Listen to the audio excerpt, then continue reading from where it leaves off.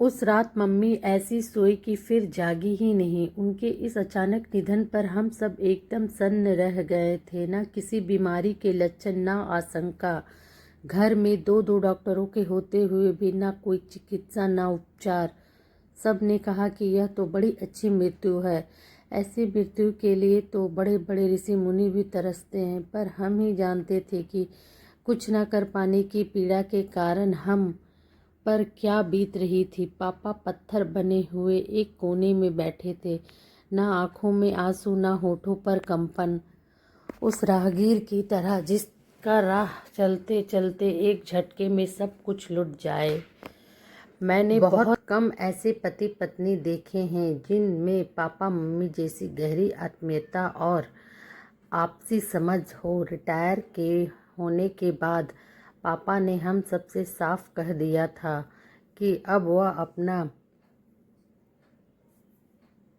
अधिक से अधिक समय मम्मी के साथ बिताकर अपने सेवा काल की व्यस्तता के कर्ज का हिसाब चुकता करेंगे और उन्हें वे सब सुख सुविधाएं देने की कोशिश करेंगे जो वो दीदी का और मेरा करियर बनाने के लिए अब तक बलिदान करती आई हैं। अब वह दोनों सुबह साथ साथ घूमने जाते, योगाभ्यास करते, राजनीतिक और सामाजिक विषयों पर घंटों चर्चा करते, पार्टियों में जाते और टीवी देखते। कभी कभार की आपस की नोक झोंक इस संग साथ में चार चांद लगा देती थी। मैं समझ सकता था कि उन्हें यह बिछड़न कितनी भारी वेदना पहुंचा रही होगी। अपने दुख को किसी तरह काबू करने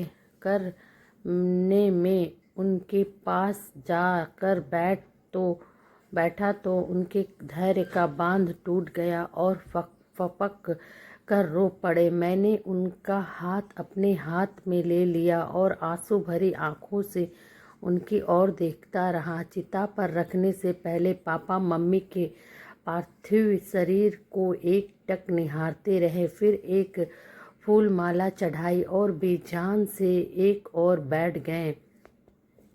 पापा की आंखें अब हर समय डबडबाई रहती, मानो आंसू अभी अभी गालों पर लुढ़कने लगेंगे, जबकि इससे पहले मैंने कभी उनकी आंखों में आंसू नहीं देखे थे।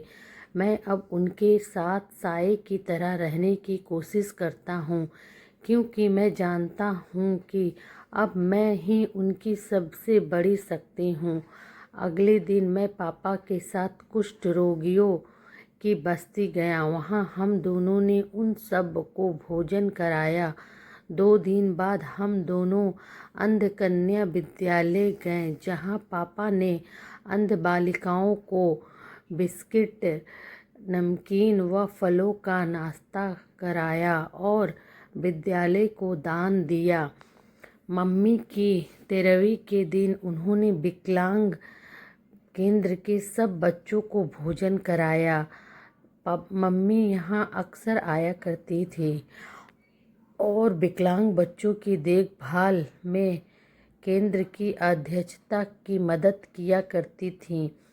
धीरे धीरे दुनियादारी का पहिया अपनी जगह पर लौटने लगा। मैंने निश्चय किया कि अपना अधिक से अधिक समय पापा के साथ बिताया करूँगा, उनका दुख बांटूंगा, सेवा करूँगा और उन्हें अकेलापन महसूस नहीं होने दूंगा। मैं उनके साथ सोता, साथ उठता, सुबह की चाय उनके साथ पीता, फिर सैर और व्यायाम में उनके साथ होता और उनके साथ नाश्ता करने के बाद ही क्लिनिक जाता।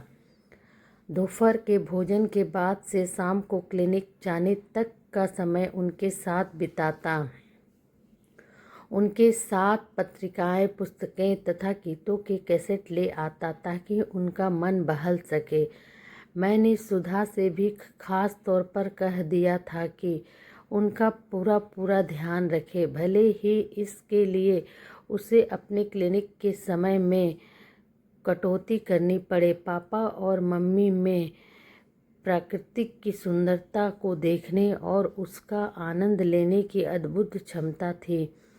जब कभी वे ऐसी जगहों पर घूमकर वापस आते तो दोनों के भीतर एक नई ताजगी दिख हिलोरे ले रही होती। इसलिए आज मैंने पापा के सामने उन्हें हिमाचल की वादियों में घुमाने का प्रस्ताव रख दिया। मैंने सोचा इससे उनके दुखी मन को कुछ सुकून मिलेगा। अभी मेरा मन नहीं है बेटे, क्योंकि उन्होंने संक्षिप्त सा उत्तर दिया। अच्छा तो फिर 3-4 दिन के लिए हरिद्वार ऋषिकेश चलते हैं। वहाँ की गंगा की लहरें और पहाड़ के नज़ारे आपको बहुत अच्छे लगते हैं ना। इस समय मेरा मन कहीं भी नहीं जाने को है मयंक। जब होगा तो मैं तुम्हें बता दूंगा। मुझे बहुत दुख हुआ। मेरे दोनों प्रस्ताव उन्होंने बड़ी सहजता से वापस लौटा दिए थे। शाम का समय था। पापा लॉन में बैठे जूही को गणित का कोई प्रश्न समझा रहे थे। मैंने सोचा उन्हें मनाने का तरीका यही है कि मैं अपना मनोरंजन भी बीच में ले आऊं। मैं उनकी शक्ति हूं तो उनकी कमजोरी भी तो हूं, फिर वह ना नहीं कह पाएंगे। मैंने उनके पास जाकर बच्चे जैसी जिद की। पापा आज फिल्म देखने का बहुत मन कर रहा है, कोई फिल्म दिखा दीजिए ना पापा प्लीज़। पापा के मुख पर एक क्षण के लिए बालकों जैसी अबोध मुस्कुराहट फैल गई। मुझे लगा कि योजना सफल हुई और वह अभी मेरे साथ चल पड़ेंगे, पर दूसरे ही क्षण पापा ने सुधा को आवाज़ दी और फिर मेरी ओर देखते हुए बोले, मैं अपनी ओर से सुधा को तुम्हारे साथ भेज रहा हूँ। सब खूब एंजॉय करना बेटे। इतना कहकर कुछ नोट मेरे हाथ पर रख दिए। आप भी हम लोगों के साथ चलेंगे पापा? मेरी कोई बात नहीं बेटा, उन्होंने भावुक होते हुए कहा। मेरी फिल्म तो तुम्हारी मम्मी के साथ चली गई। मैं गुमसुम सा खड़ा रह गया। आज पहली बार उन्होंने मेरे सामने मम्मी को इस तरह याद किया था। कितनी गहरी पीड़ा थी उनके इन शब्दों में। अनजाने में यह क्या कर दिया मैंने। चाहा था उन्हें थोड़ा खुश करना और कर दिया दुखी। मेरा मन अपराध बोध से भर गया और फिर मैं सारी रात सो ना सका। पापा का घर से बाहर निकलना अब आम तौर पर समाज के कामों या घर की छोटी मोटी जिम्मेदारियों तक ही सीमित रह गया है। बाहर से लौटकर उनकी आंखें घर में कुछ ढूंढती हुई लगती है। कभी कभी वह मम्मी की फ़ोटो के सामने बैठकर काफ़ी देर तक बीते दिनों में खोए रहते हैं। उन्हें देखकर मैं भी उनकी यादों से घिर जाता हूँ। मम्मी के रहते कुछ कार्यक्रमों में वह अकेले भी जाया करते थे। वहाँ से लौटकर उनके बारे में मम्मी के साथ घंटों चर्चा चलती रहती। साथ ही चाय कॉफ़ी के दौर भी चलते। मैं और सुधा अपने कमरे में बैठे बैठे उनकी बातें सुनते और खुश होते। हम बीच बीच में जूही और सानू के हाथ मिठाई व नमकीन भिजवा दिया करते, तो यह क्रम देर तक चलता रहता।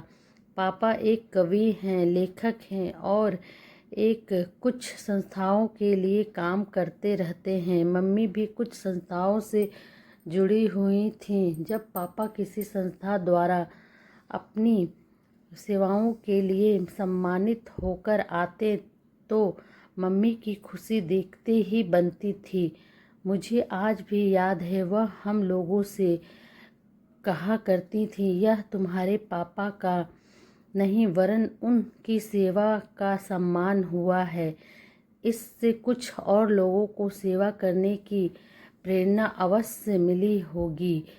फिर वह पापा की ओर मुँह करके देखती और कहती, आपका आज का दिन तो सार्थक हो गया। फिर धीरे से एक स्कूल की प्राध्यापिका के अंदाज में कहती, कीप इट अप। पापा झट झुक कर आदाब बजाते और घर खुशी के फुहारों से भर जाता। अभी कुछ ही दिन की तो बात है जब पापा किसी सामाजिक संस्था द्वारा सम्मानित होकर आए थे, तो वहाँ से उन्हें एक अच्छा शॉल और कुछ पुस्तकें भेंट में मिली थी। घर में आते ही उन्होंने भावावेश में मम्मी का नाम लेकर पुकारा और तेज कदमों से अपने कमरे की ओर बढ़ चले। मैं अपने कमरे के दरवाजे पर खड़ा था। बहुत दिनों बाद उनके मुख पर तेजी ऐसी चमक देखी थी, मैं पलक झपकते ही समझ गया कि पापा इस समय अपने अतीत में लौट गए हैं और अपने सम्मानित होने की खुशी मम्मी से बांटने के भ्रम में आगे बढ़ते जा रहे हैं। उनकी कल्पना से यथार्थ में लौटने की बात सोचते ही मैंने मन ही मन चाहा कि काश समय कुछ देर के लिए रुक जाता और वह अपनी इस काल्पनिक खुशी में कुछ देर और डूबे रहते, पर ऐसा कहाँ होता है। अगले क्षण ही उन्हें अपनी गलती का एहसास हो गया और वह अपना सिर थाम कर जमीन पर बैठ गए। आंखों से आंसुओं की धारा बह चली। कोई विलाप नहीं, सुबकी नहीं, बस पत्थर को ही भी पिघला देने वाली मौन रुलाई। मैं मूक दर्शक बना उनकी यह पीड़ा देखता रहा। मेरा मन हुआ कि खिड़की तोड़कर उनके पास चला जाऊं, उनके आंसू पोंछकर उनका सिर अपनी गोद में रखकर देर तक सहलाता रहूं, उनके हाथ पैर आहिस्ता आहिस्ता दबाऊं और उनका सारा दुख अपने ऊपर ले लूं, पर मेरे कदमों ने मेरा साथ नहीं दिया। मैं बहुत बेचैन था। कुछ सूझ नहीं रहा था कि मैं ऐसी हालत में क्या करूं। अपने कमरे से अमेरिका में दीदी को फ़ोन मिलाया और उन्हें सारी बात बताई। दीदी और जीजाजी कंप्यूटर की जानी मानी कंपनियों में अच्छे पदों पर हैं। दीदी पापा से बहुत जुड़ी हुई है। ऐसे समय में पापा के साथ ना रह पाने का दुख उन्हें बहुत साल रहा है। हर तीसरे दिन पापा से फ़ोन पर लंबी बात करती हैं। उन्होंने ऐसा इंतज़ाम किया है कि रविवार को सवेरे सवेरे एक माली फूलों का बहुत सुंदर गुलदस्ता लेकर पापा के को भेंट करने हमारे घर आता है। पापा अभिभूत हो उठते हैं। मेरी बात सुनकर दीदी ने तुरंत पापा को फ़ोन लगाया और बहुत देर तक उनसे बात करती रही। मम्मी के होते पापा के दोस्तों और मिलने वालों का घर में खूब आना जाना रहता था। मम्मी के अतिथि सत्कार से सब बहुत प्रभावित थे। आजकल इन लोगों का आना नहीं के बराबर हो गया है। पापा का खाना पीना भी पहले से बहुत कम होता जा रहा है। इन दिनों जो कुछ भी सामने आता है उसे चुपचाप खा लेते हैं। अपनी पसंद की चीज़ें बनवा कर खाना जैसे वह भूल गए हैं। किसी समय खाने पीने के बहुत शौकीन रहे हैं। वह हम लोगों के लिए बाजार से नित्य नई खाने की चीज़ें लाना और घर में भी बनवाना उनके स्वभाव का अंग रहा है।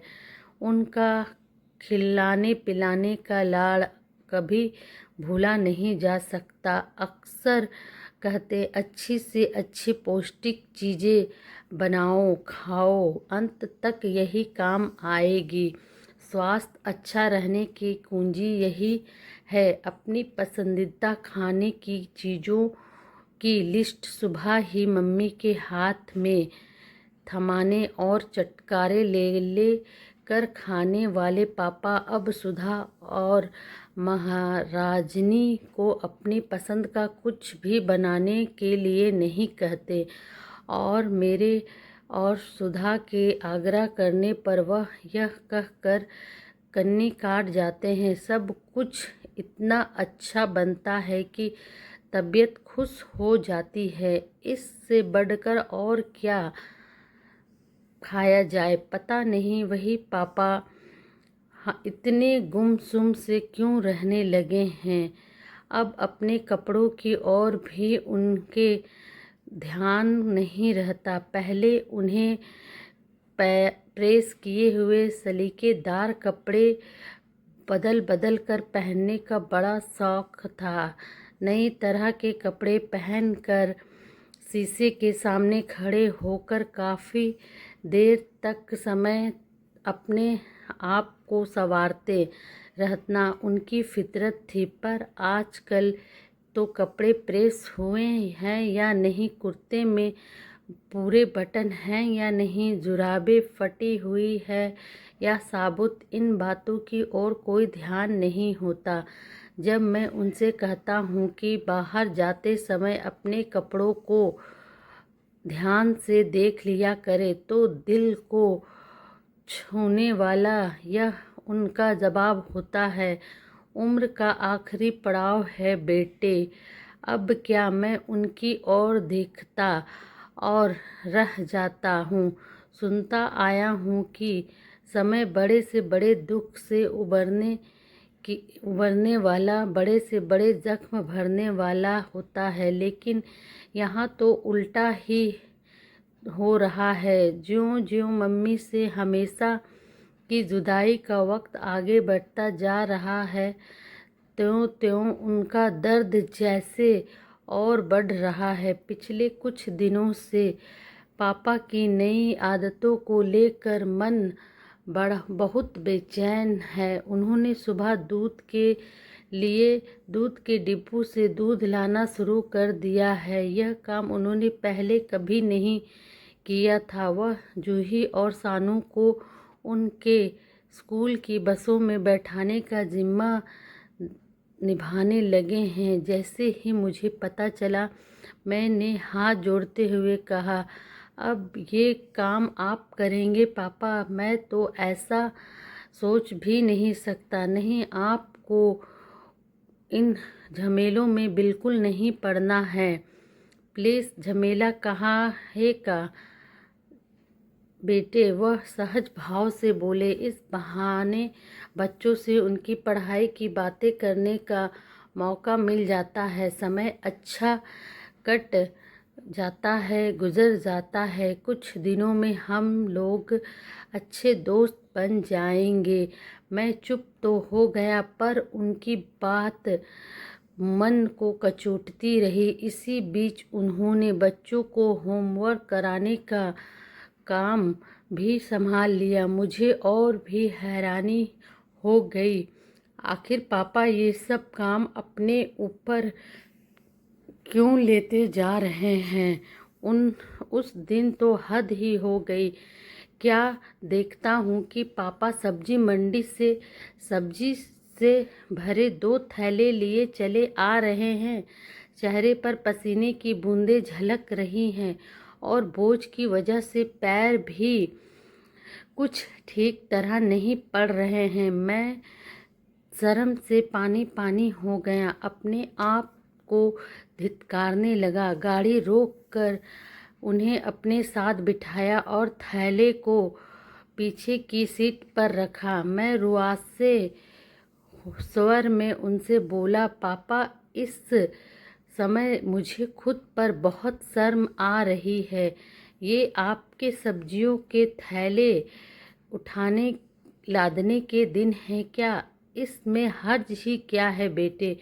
उन्होंने फीकी सी हंसी हंसते हुए कहा, डॉक्टर हो इतना तो मानोगे ही कि चलूँगा फिरूँगा तो शरीर ठीक ठाक रहेगा, नहीं तो जोड़ों का और ना जाने कौन कौन सा दर्द शुरू हो जाएगा। और फिर ताज़ा ताज़ा सब्जियां किफ़ायती दाम पर मिल जाती है।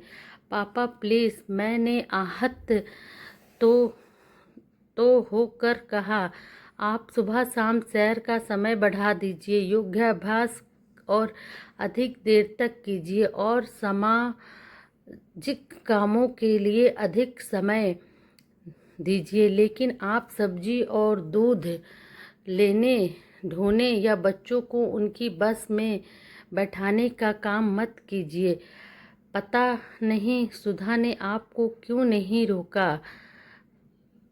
इसमें सुधा बीच में कहाँ से आ गई? वह बोले तभी घर आ गया।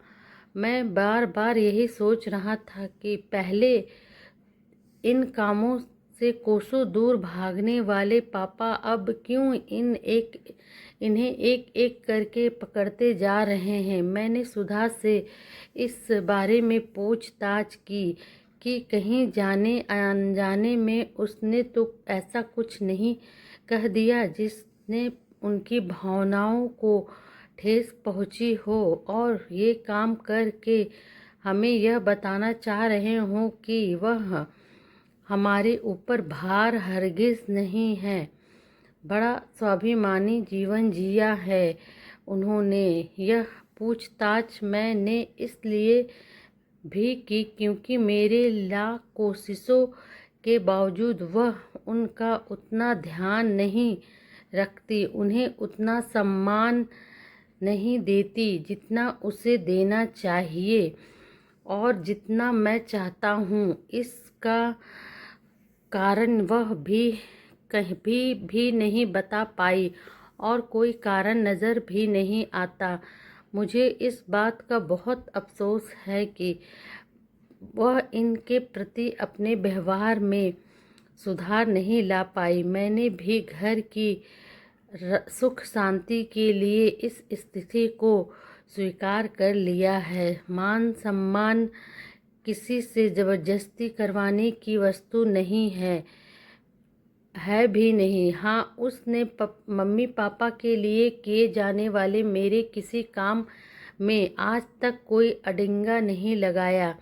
मेरी बात सुनकर वह कुछ असहज सी लगी। मैंने समझाते हुए कहा कि देखो सुधी, प्लीज़ मुझे गलत ना समझना। पापा की इस अजीब सी स्थिति के कारण मैं इस समय गंभीर हूँ, मानसिक तनाव से गुज़र रहा हूँ। मैं समझता हूँ तुमसे कुछ छिपा नहीं है। इस समय हमें उनका ज़्यादा से ज़्यादा ध्यान रखने की ज़रूरत है। मैंने ऐसा कुछ नहीं किया मयंक जिससे उन्हें किसी तरह की ठेस पहुँचे। उसने मुझे आश्वस्त कर दिया। पापा के बारे में मेरी चिंता दिनों दिन बढ़ती जा रही है। उन्होंने और मम्मी ने कंधे से कंधा मिलाकर जीवन के उतार चढ़ावों से बहुत संघर्ष किया है। उन्होंने अभावों से जूझ कर दीदी का और मेरा करियर बनाया है और हमें जीवन में सुव्यवस्थित किया है।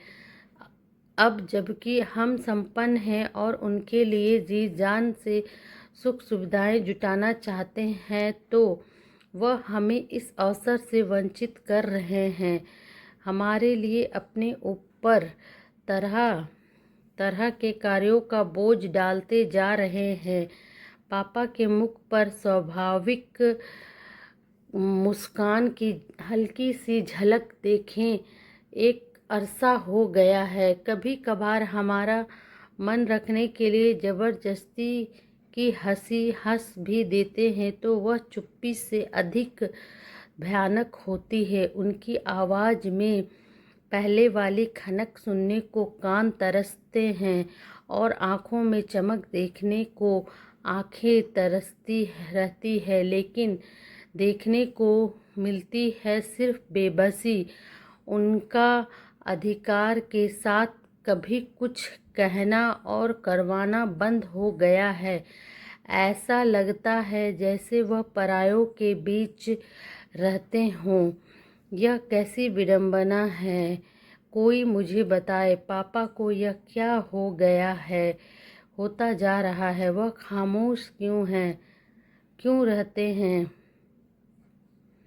सो फ्रेंड, आपको ये स्टोरी कैसी लगी? प्लीज़ अच्छी लगे तो चैनल को लाइक शेयर एंड सब्सक्राइब ज़रूर करें। Thanks for watching.